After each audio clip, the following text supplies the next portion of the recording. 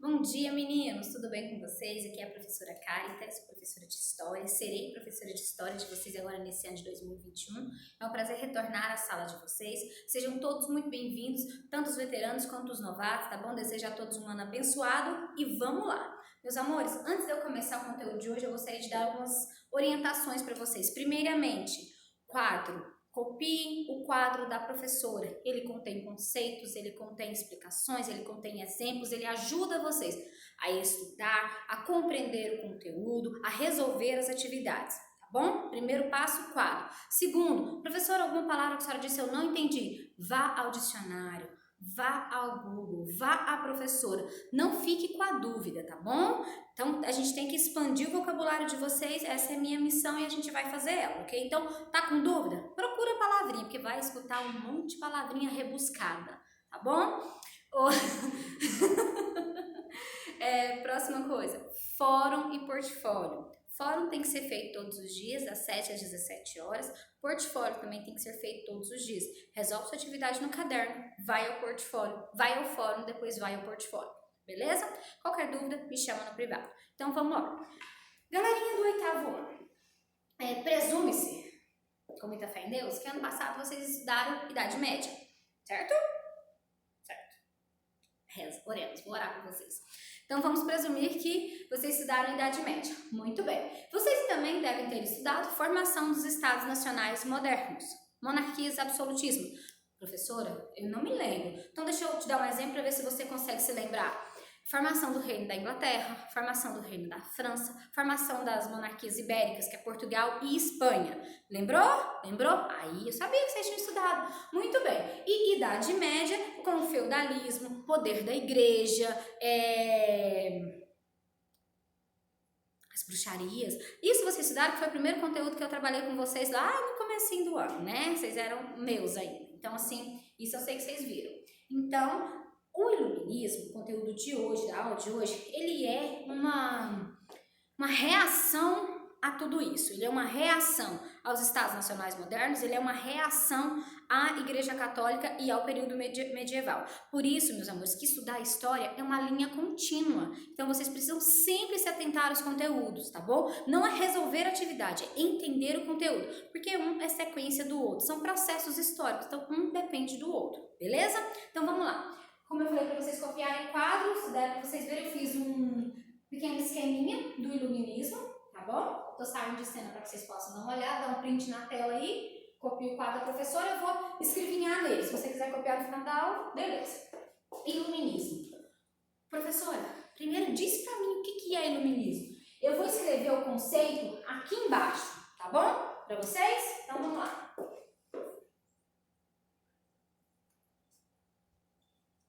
O iluminismo, ele é uma revolução cultural do pensamento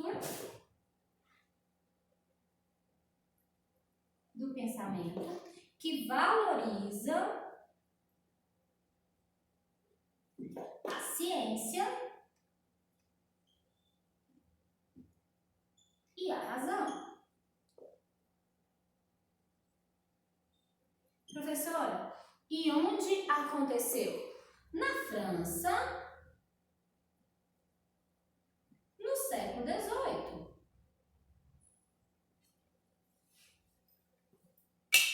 Então, conceituando para vocês, para a gente já saber o que a gente vai falar. O que é iluminismo? É uma revolução cultural do pensamento que valoriza a ciência e a razão. Aconteceu na França no século XVIII. Professora, começa no século XVIII, termina lá?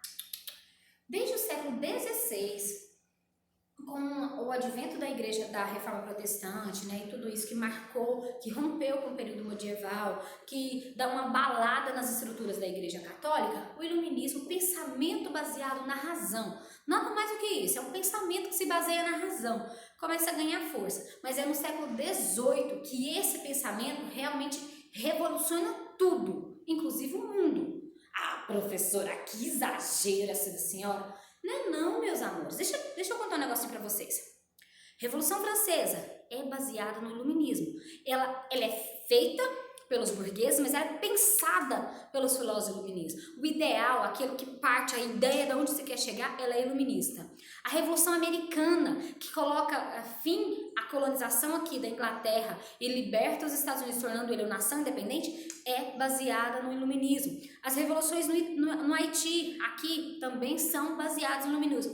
Agora eu vou trazer para vocês aqui, bem pertinho de nós, Revolução Pernambucana, Conjuração Baiana, Conjuração Mineira.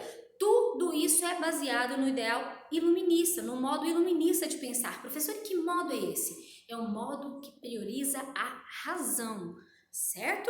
Ou seja, o pensamento ele não era mais de cunho religioso, ele não era mais pautado numa determinação da igreja, ele tinha que ser comprovado, experimentado, era ciência, era razão, tá bom? Então vamos lá, iluminismo, um pensamento voltado que prioriza a razão, certo? Em detrimento do pensamento religioso.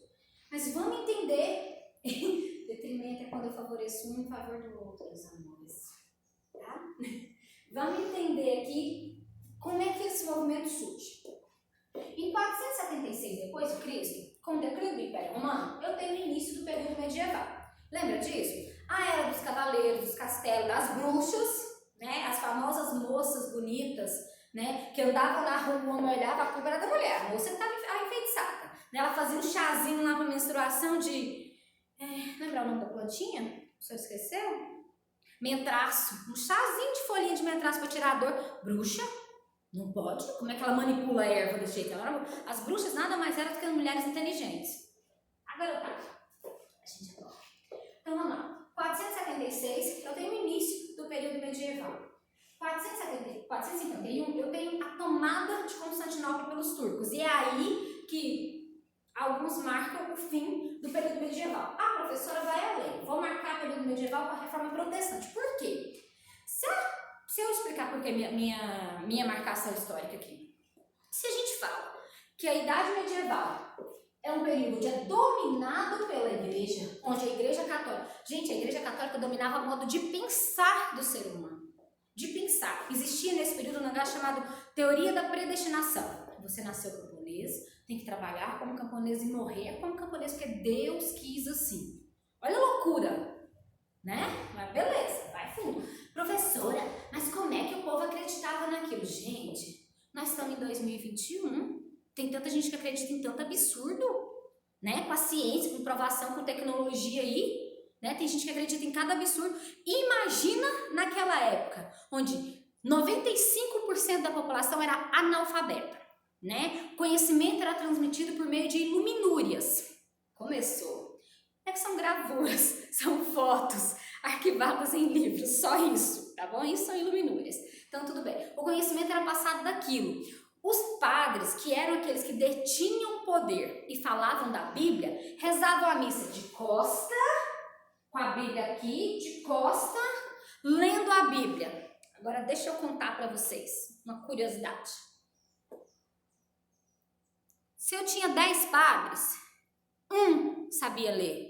Mas professora, como é que ele estava lendo a Bíblia? Ele não estava lendo a Bíblia. Ele estava pregando algo que vinha de cima. Ele estava ensinando o povo a pensar dentro da caixinha. Olha, você vai fazer assim, porque Deus quis assim, e é assim que tem que ser. Só isso, entendeu? E era por meio dessa pressão que a Igreja Católica controlava. Sabe por quê, meus amores? O povo tinha medo do inferno. A Igreja Católica criou nesse período um negocinho. Eu vou dar um exemplo para vocês aqui, depois eu ataco. Minha amada terra, que para a Igreja Católica a terra era plana. Aff, Maria Jesus, sagrado. O céu e o inferno. A Igreja Católica falava o seguinte: se você for desobediente, você será atirado da barreira da terra para o inferno. Se você for uma alma pura e obediente à igreja, ao ser atirado, você vai para o céu. Vocês falam mais nada, né? Não, né? Beleza, obrigada. Assim que eu gosto, não preciso falar mais nada. Vamos lá. Segue mais. Então, assim, professor, mas esse pensamento ele é absurdo, mas ele vigorou por mais de 1000 anos, né? Era um pensamento tão marcado na cabeça dessa população que ela acreditou nisso. Então, por que a professora marca a reforma protestante como fim do período medieval? Porque a Reforma Protestante, com Martinho Lutero e João Calvino, ao contestar os ditos da Igreja Católica, os dogmas, as pregações, dogma é algo fechado, é algo enraizado, é algo proposto de cima para baixo que você obedece. Beleza? Então, ao romper, ao quebrar com esses dogmas e pregar que a salvação não era por meio do dízimo, a salvação não era por meio do dinheiro, não era, você não comprava lote no céu, você não comprava pedaço da cruz, você não fazia nada disso. Ao pregar isso, ao romper com essa pregação, ela abala a Igreja Católica. Sabe aquela tremedeira? Treme. Tanto é que tem muito católico que migrava. E sabe quem mais migrou? Não foi a população pobre, acreditem se quiser, foi a população rica. A maioria dos reformistas protestantes eram burgueses, eram uma classe mais privilegiada que queria romper com esse domínio, com esse poder da Igreja Católica. Porém, professor, então a igreja deixa de existir aqui em 1517? Não. Vai na missa todo domingo, cara pálida. Né? Então, não deixou de existir, mas ela enfraqueceu. Ela perdeu aqui aquele ar dominante que ela tinha da população, aquele ar de controle. Acabou o controle? Não, mas enfraqueceu, rachou, tá bom? Então vamos lá, a Reforma Protestante a gente vai colocar como fim do período medieval. Aqui é o fim do período medieval. E daqui para cá, que é o que a gente chama de modernidade, começa uma série de avanços, uma série de transformações. A gente tem o Renascimento Cultural, que começa aqui em 1480 e vai até o ano de 1600. A gente tem o Renascimento Cultural. A gente tem as grandes navegações, né, que são o desbravamento do Novo Mundo, né, América Central, Norte, Central e Sul. Então a gente tem o desbravamento dessas Américas. Uma série de invenções, né, navegações, astrolábios, bússolas, pólvoras e entre outros, né. Então a gente tem um boom, né. A gente tem o advento da Revolução Industrial, que começa a se fundamentar lá no século XVII e migra até o século XVIII, com a primeira fase da Revolução Industrial, até chegar aqui, meus amigos, no século XVIII, certo? Os pensadores iluministas, desde a Reforma Protestante, começaram a perceber: é possível enfraquecer o domínio da Igreja Católica, mas só tem uma forma de enfraquecer o domínio da Igreja Católica. Agora eu gostaria de fazer um parênteses. A Idade Média é conhecida também como Idade das Trevas. Os iluministas deram esse nome. Por que trevas, professor? Um período escuro, marcado pelo obscurantismo, certo? Pela enganação da Igreja Católica, um período marcado por mentiras. Porque eu não tenho direito de falar para o ser humano que ele vai morrer, que ele vai para o inferno. Se ele morrer, quem sou eu na fila do pão para dizer isso para o outro? Né? E assim, então a Igreja Católica, ela mentia, ela ludibriava, ela enganava a população. E então por isso os iluministas chamavam essa idade de Idade das Trevas. E é por isso que o movimento cultural de revolução do pensamento é chamado de iluminismo, porque ele traz luz a um período de trevas. Ele traz esclarecimento, ele traz clareza de pensamento. Viu que não é difícil? Então vamos lá, meus amigos. Segue aqui, professora. Então, o século XVIII é o boom desse pensamento. É aqui que a gente tem a formação de ideias e os pensadores iluministas, cada um com seu qual. Na próxima aula a gente vai falar de cada um deles, tá bom? De forma, é muito bacana falar dos pensadores. Eu adoro ensinar o nome deles em francês para vocês, adoro. Então, assim, vocês vão entender, meus amores, que os pensadores iluministas entenderam o seguinte aspecto: eu só consigo quebrar essa treva, esse obscurantismo com conhecimento. Eu só consigo mostrar que a moça não é uma bruxa se eu provar que a erva que ela usa é medicinal. É simplesmente uma manipulação de ingredientes, não tem nada a ver com o poder das trevas. É ingredientes. E o que é isso? Conhecimento. Certo? Então, os iluministas nada mais eram do que filósofos que pregavam o conhecimento, a verdade, a razão. Essa é a base, o pilar do pensamento iluminista, a razão. Professora, tudo bem, mas o que eles criticavam? O que era aquilo que eles batiam de frente? Segue pra cá comigo. A crítica do iluminista, dos pensadores iluministas, era o antigo regime. Professora, eu não lembro muito bem o que é o antigo regime. A senhora pode me explicar, por favor? Posso sim. Antigo regime é toda aquela sociedade que vigorou durante os estados modernos absolutos. O que são estados absolutos? Onde o poder é centralizado na figura do rei. Poder central.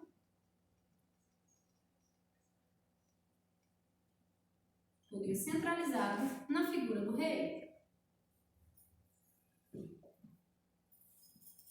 Isso é absolutista. E detalhe, o rei aqui mandava, mas obedecia à Igreja Católica. Olha que loucura, né? Ele estava lá, sentava no trono, mas ele obedecia os ditames da Igreja Católica, certo? Então o poder era dele, mas ele nada mais é do que transmitia aquilo que a Igreja Católica queria. Sociedade estamental. Professora, eu não me lembro bem, o que é isso? É uma sociedade dividida em estados.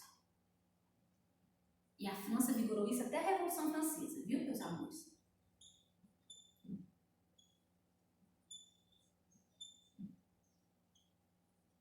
Professora, a senhora pode me dizer quem é que representa cada um deles? Posso sim. Primeiro estado, a gente vai colocar aqui a nobreza, aqui o clero, aqui todos que não eram primeiro, segundo e terceiro estado. Primeiro e segundo estado, certo? Então, o clero e a nobreza faziam parte da primeira. Eu inverti, meus amores. É clero e nobreza. Perdoa, professora. É clero e nobreza. Certo? O clero acima de todos. Tá? Então, o primeiro estado era composto por clero, segundo pela nobreza e o terceiro por todos aqueles que não faziam parte. Burgueses, camponeses, profissionais liberais como advogados, médicos, estudantes, tudo isso era terceiro estado. Agora, olha a discrepância. Vamos fazer uma pirâmide aqui para vocês entenderem essa sociedade estamental. 1% era primeiro estado. 3% era segundo estado. 96% era o terceiro estado. Ou seja, maioria massiva da população fazia parte daqueles que não tinham privilégios. A senhora não falou privilégio, professora. Então desculpa. O primeiro e o segundo estado eram aqueles que tinham privilégios, que tinham concessões, que não pagavam impostos, que viviam com luxos, com regalia. A esses aqui sobravam os impostos e todos os outros desfavores do Estado, certo? Então vamos lá. Sociedade estamental, o antigo regime criticava isso, ele queria uma sociedade igualitária, onde todos fossem iguais perante a lei, certo? Onde todos tivessem o mesmo direito e a mesma oportunidade. Então, criticava a sociedade estamental. Criticava o absolutismo, que era o poder centrado na figura de uma pessoa.